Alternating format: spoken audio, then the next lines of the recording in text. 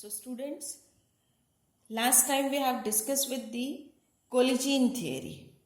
So we have discussed the Colligene theory concept, how it works, what are the advantages, disadvantages of Colligene theory. So in disadvantages of Colligene theory, we come to know that the theory is not applicable for all types of chemical reaction, and hence the activated complex theory was put forward. So in 1935, scientists M. Poligny and Henry Eyring put forward this activated complex theory. This theory is based on the thermodynamical concept.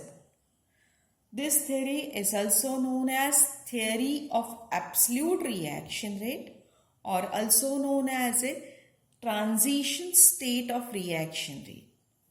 So, why these names are given? Because it is based on the absolute rate of reaction, or it is based on the transition state from reactant to product. Hence, it is named like this. Now we have to see how it is based on the ideas that all chemical reaction, that is what happens in all chemical reactions, that we have to discuss. So generally what happens that we are considering in a chemical reaction, the reactants get converted into product. But activated complex theory tells us that in all chemical reaction, the reactant molecule first get converted into the activated complex or transition complex, which then decomposes to form product. So what we are considering? Reactant get converted into product. But what activated complex theory tells us that? Reactant first get converted into activated complex, or also known as a transition complex. And then this transition complex or activated complex get converted into product. And this happens with all chemical reactions. So reactant molecules which possess energy of activation EA, they come closer to each other, or you can say that nearer to each other, undergoes effective collisions, and due to this redistribution of energy and valence bond takes place to form activated complex. This activated complex has a very short lifetime and immediately it breaks up into product. It has a transient or momentary existence. Therefore, it is also known as a transition state complex, or also known as a activated complex. The energy of activation of a reaction is the energy in which the reactant molecule must acquire in order to form activated complex. So if we discuss the energy profile diagram for any reaction, then that energy profile diagram is like this. This is the energy of reactant. These reactant get converted into activated complex. So this is the energy of activated complex. And then this activated complex has a very short lifetime or a momentarily existence. And hence it gets immediately converted into product, having the lower energy than that of energy of reactant. So energy of activation is given as energy of activated complex minus energy of reactant. That is your energy of activation. So rate of reaction is given by the rate of decomposition of activated complex into product. So for this, we'll consider two examples. In case of unimolecular reaction, the activated complex consists of only one reactant molecule. So with necessary energy of activation, this unimolecule get converted into activated complex and finally get converted into product. So for this, I'll take an example of N2O5. This will get converted into first activated complex. So N, O, O, O, O, O. So this will gets break and you will get N2O4 plus nascent oxygen. So this is an example for unimolecular reaction. In bimolecular reaction, what happens? Activated complex is formed by the union of two molecules, which then breaks up to form a product. So we'll consider reaction H2 plus I2 first get converted into the activated complex. I. So this is, then it will breaks and it will gives you twice Hi. So this is an example for bimolecular reaction. Now we have to discuss the rate constant of bimolecular reaction on the basis of this activated complex theory. Rate constant of a bimolecular reaction on the basis of activated complex theory. So very first, we'll consider a bimolecular reaction. So for that, we'll consider a general bimolecular reaction. So general bimolecular reaction can be given as A plus B. Bimolecular means two different molecules are there. And these are the reactant. They will react with each other to form activated complex. We'll consider activated complex as X. And I'll give you a star, which indicates the life is very short. And then this activated complex decomposes to give you product. It will immediately decompose to give you product. So whenever such reaction is there, so rate of reaction depends on the two factors. And that first one is concentration of activated complex and the frequency of decomposition of activated complex.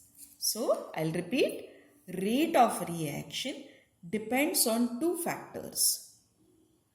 The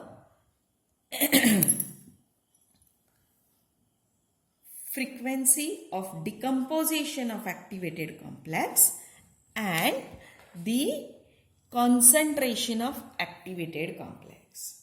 So now we'll find out the concentration of activated complex and the frequency of decomposition of it. So very first, we'll consider the reversible reaction for the activated complex, and it is given as A plus B. First gives you activated complex. As this is a reversible reaction, so it will gives you back again reactant A plus B. We'll consider K1 as a rate of forward reaction and K minus 1 as a rate of reverse reaction. Now we have to consider the equilibrium condition.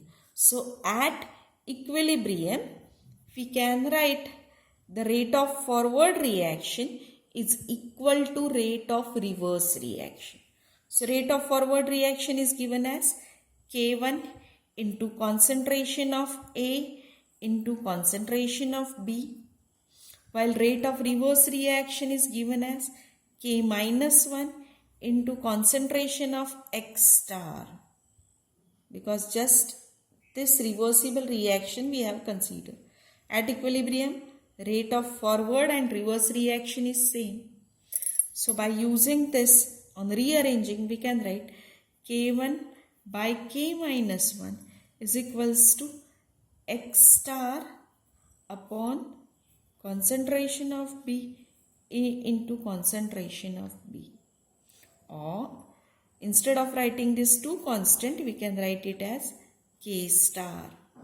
And suppose if we want to find out concentration of X, that is a concentration of activated complex, then it can be given as K star into concentration of A into concentration of B.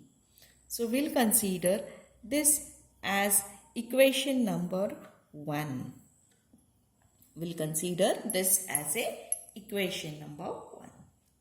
Now next, the rate of reaction depends on the frequency of decomposition of activated complex. So frequency of decomposition of activated complex is given as just I'll write frequency of decomposition of activated complex is given as RT by Na into H, where R is gas constant, T is temperature, Na is Avogadro's number, and H is nothing but your Planck's constant. So we'll consider this as a equation number 2.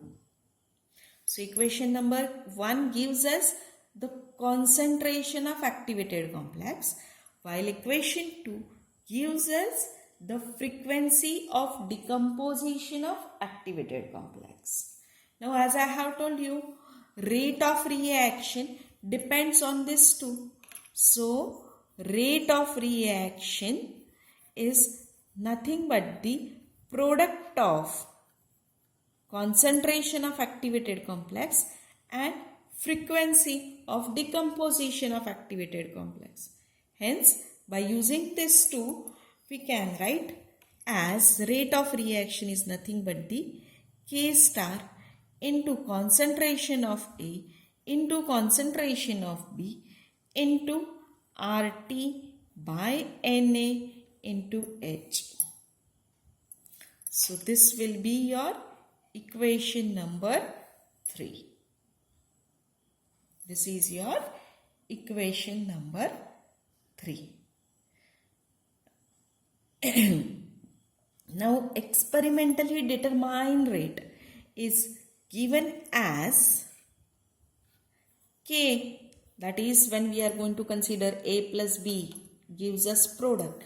So at that time the experimentally determined rate is given as K into concentration of A into concentration of B. So when we are going to compare these two equations, at that time we are able to write K is equals to K star into RT by NaH. Just compare these two equations. See, concentration of A is same. Concentration of B and B is same. Rate of reaction is same. So difference is K star into RT by NaH is equals to K. Hence I have written this equation. K is equals to K star into RT by NH. So this will consider as a equation number 4. So in this equation number 4, K is nothing but the rate constant. K star is equilibrium constant for the reversible reaction, which we have considered over here. RT, as you know, R is gas constant, T is temperature, Na is Avogadro's number, and H is nothing but the Planck's constant. H is nothing but the Planck's constant. So keep in mind this equation number 4. Now we'll consider the Vent-Off reaction isotherm given for the reversible reaction. So that you have discussed in your paper 1. So Vent-Off reaction isotherm for the reversible reaction is given as delta G naught equals to minus RT ln K. So instead of considering only K, we'll consider K star for this reaction. So this will consider as a equation number 5. So on rearranging this equation, we can write ln of K star is equals to minus delta G naught by RT. Or suppose if I want to remove this ln, we can write it as K star is equals to e raised to minus delta G naught by RT. This will be your equation number 6. Now we know that delta G naught equals to delta H naught minus T delta S naught. So this naught indicates the standard condition. So delta G naught is equals to delta H naught minus T delta S naught. So I am going to put this delta G naught value in equation number 6. So equation number 6 will become that K star is equals to e raised to minus, instead of writing delta G, I will write delta H naught minus T delta S naught by RT. Or on further simplification, I can write it as e raised to delta H naught by RT minus T delta S naught by RT. Or on further simplification, we can write it as K star is equals to e raised to delta H naught by RT into this TT will get cancelled, and when you are going to open the bracket, this minus minus will become positive. So into e raised to delta S naught by R. So this will consider equation number 7. This is your equation number 7. Now just I'll repeat. We have considered this as a Vent-Off reaction isotherm for the reversible reaction. So Vent-Off reaction isotherm for reversible reaction is given as in standard state as given as delta G naught equals to minus RT ln K star. So ln K star is equals to minus delta G naught by RT, and K star is equals to e raised to minus delta G naught by RT. We know that delta G naught equals to delta H naught minus T delta S naught. So K star is equals to e raised to minus delta H naught minus T delta S naught by RT. So go on further simplification, you will get the equation number 7. So equation 7 will become K star is equals to e raised to delta H naught, minus I forgot, minus delta e raised to minus delta H naught by RT into e raised to delta S naught by R. So this is your equation number 7. Now hope that you remember equation number 4. Do you remember? I'll write it.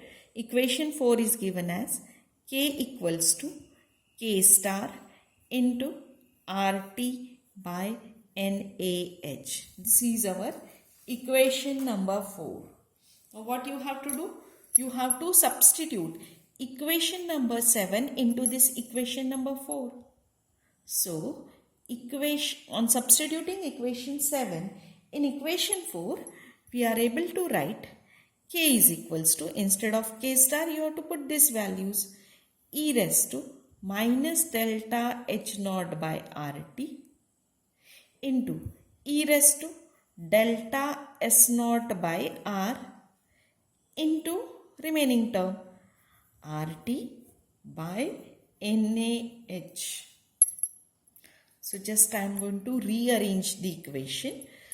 Hence we can write k equals to e raised to delta S naught by R into RT by NaH into e raised to minus delta H naught by RT. So this will be your equation number 8. Equation number 8. This delta G naught, delta H naught, delta S naught are the free energy of activation. Delta G naught is free energy. Delta S naught is entropy of activation, and delta H naught is enthalpy of activation. Listen again. Delta G is free energy of activation. Delta S naught is entropy of activation, and delta H naught is enthalpy of activation, and all are in standard state. Now you have to compare this equation number 8 with that of Arrhenius equation.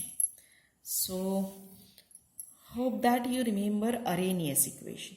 Arrhenius equation is given as k equals to A into e raised to minus EA by RT.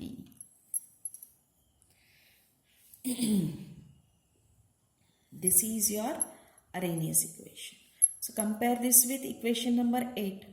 K value is same. E raised to EA by RT, instead of that delta H naught by RT is there.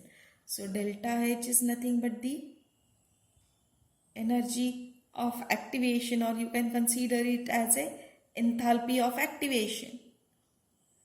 So on comparing equation 8 with Arrhenius equation, we'll get A value is equals to this value. Hence we can write A is equals to A equals to e raised to delta S naught by R into RT by NaH. Further, energy of activation can be compared with this delta H naught, okay, as well as the relation between rate constant and free energy of activation is given as K is equals to RT by NaH into e raised to minus delta G naught by RT. That is, K is proportional to, this is considered as a constant value, K is proportional to e raised to delta G naught by RT. E raised to delta G naught by RT. So, if delta G naught is large, K will be small, and vice versa condition. If delta G naught is small, K will be large. So, for slow reactions have a large free energy of activation, and this was proved by the your activated complex theory.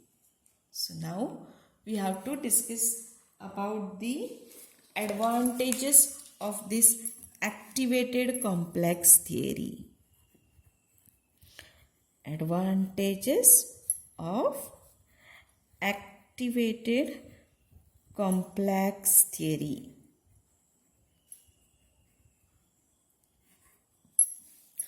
First advantage is that the equation for the rate constant and equilibrium constant of the reaction involves thermodynamic property. So this was not considered in your collision theory. Second advantage is that reaction involving simple as well as large complex molecules obeys this equation. The theory explains the slow rate of reaction involving large molecules in terms of entropy. So whatever the limitation of collision theory that are overcome over here. Then the formation of activated complex from reactant molecule results in a large decrease of disorder, that is delta S has negative value. So change in entropy is negative. And during the formation of activated complex, the vibrational rotational motions of large polyatomic molecules are curbed and disorder decreases. So delta S value decreases and reaction is found to be slow. So the explanation why the reaction having the rate of reaction very high. So calculated rate and experimental rate does not matches, which is a disadvantage or limitation of collision theory. That is totally overcome by this activated complex theory. So these are the advantages of activated complex theory. Now just we have to compare collision theory and activated complex theory.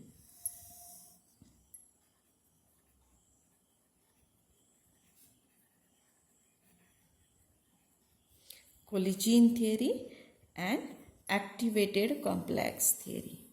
So very first point is that the collision theory considers the collision between reacting molecules, while the activated complex theory considers that the molecules get activated, reactant molecules get activated, they forms activated complex, or also known as a transition state, and then this unstable activated complex get decomposes into product. So this is a main difference between these two. Second difference is that collision theory is applicable to simple gas molecules but fails to explain for large polyatomic complex molecular reaction. So it is used for only the simple molecules, while activated complex theory is applicable to simple as well as complex molecules, because whatever the limitations of the collision theory that are completely overcome in this. On the basis of collision theory, it is not possible to explain the different rate of reaction under different condition. Okay, so every time you are not able to different rate of reaction in different condition by using collision theory, but the activated complex theory explains the rate of reaction under rate of reaction are different under the different conditions. So that is well explained by your activated complex theory. Next point is that for the reaction involving simple molecules, both the theories gives identical results. So we can't consider this as a difference point, but both are successful. Then for the reaction involving large molecules, the experimentally determined rate is less than the calculated one in case of Colligene theory. So we can say that for the large molecule, the Colligene theory fails to explain the rate of reaction.